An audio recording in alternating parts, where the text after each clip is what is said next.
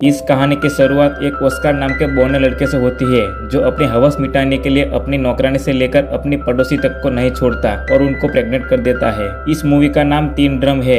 इसे 1979 में रिलीज किया गया था। इस कहानी की शुरुआत में हमें एक एना नाम की औरत दिखती है जो अपने खेत में काम कर रही थी। तभी उनके पास जोसेफ नाम का एक लड़का भागता हुआ आता है और पुलिस से छुपने के लिए एना से मदद मांगता है। तभी एना उसे अपनी गुफा में छुपा लेती है और जोसेफ इसका फायदा उठाता है और अंदर ही अंदर अपना काम करने लगता है। जब यहाँ से पुलिस चली जाती है तब जोसेफ बाहर आता है और यहाँ से इन दोनों की दोस्ती हो जाती है और ये दोनों एक साथ रहने लगते हैं। लेकिन एक दिन पुलिस जोसेफ को पकड़ने आती है, लेकिन पुलिस उनको अरेस्ट करे उनसे पहले जोसेफ पानी में कूद जाता है और वहाँ से भाग जाता है। और दूसरी तरफ एना बाजार में कुछ सामान बेचकर अपना गुजारा कर रही थी और एना अपने कजिन जॉन से प्यार करती थी जो आर्मी में ड्यूटी करता था। और उसके अलावा एना आल्फ्रेड से भी प्यार करती थी जो एक जर्मन शेफ था। इन तीनों के साथ गपागप करने से इनको ऑस्कार नाम का एक लड़का पैदा होता है। ऑस्कार की बर्थडे पार्टी में लोग शराब पी रहे थे और एंजॉय कर रहे थे। तभी ऑस्कार सीढ़ी से गिर जाता है और हमेशा के लिए अपना पैर गवा देता है। एना ऑस्कार को अपने पड़ोसी के घर छोड़कर चोरी छुपे से जॉन से मिलने जाती थी, अपना कार्यक्रम पूरा करने के लिए जाती थी। लेकिन ऑस्कार को एक दिन अपने माँ के इस कारनामे के बारे में पता चल जाता है। ऐसा करते करते 10 साल बीत जाते हैं और ऑस्कार भी अब 10 साल का हो जाता है। लेकिन एक दिन ऑस्कार अपनी माँ के साथ सर्कस देखने जाता है और वहाँ पर बोने के ग्रुप को परफॉर्म करके देखकर उनकी माँ को लगता है कि ऑस्कार भी एक बोना लड़का है। इसके बाद हम उस दुकानदार को देखते हैं जहाँ पर एना ऑस्कार को छोड़कर जाती थी। वो दुकानदार भी धीरे धीरे एना से प्यार करने लगता है और वो एना और ऑस्कार को अपने साथ लंदन चलने के लिए कहता है, लेकिन एना मना कर देती है। और इस तरफ एना बहुत ज्यादा मछलियाँ खाने से फूड पॉइजनिंग हो जाती है और वो मर जाती है। और ये सब उस वक्त हो रहा था जब जर्मनी पोलैंड पे हमला कर देती है और उस पे पूरा कब्जा करना चाहता था। तभी अचानक से पोलैंड भी उन पे हमला कर देता है। इस हमले में जॉन भी मारा जाता है और ऑस्कार अब आल्फ्रेड के पास रहता है। जोसेफ अपने घर में मारिया नाम की 16 साल की लड़की को ऑस्कार का ध्यान रखने के लिए रखता है और इस तरफ ऑस्कार को मारिया से प्यार होने लगता है। लेकिन इस बात पर मारिया को यकीन नहीं था और वो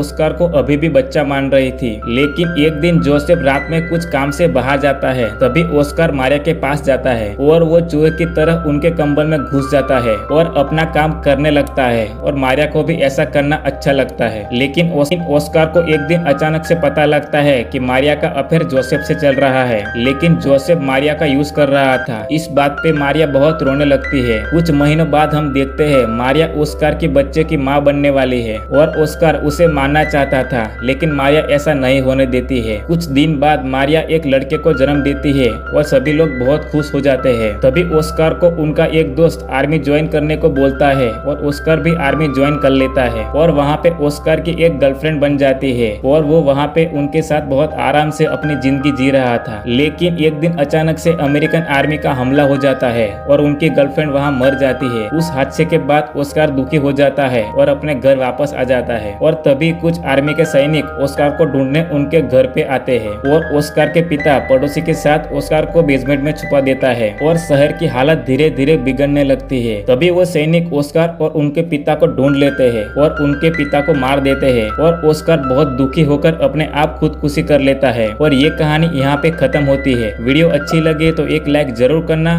और भी ऐसे ही वीडियो देखने के लिए हमारे चैनल को सब्सक्राइब जरूर करना। धन्यवाद।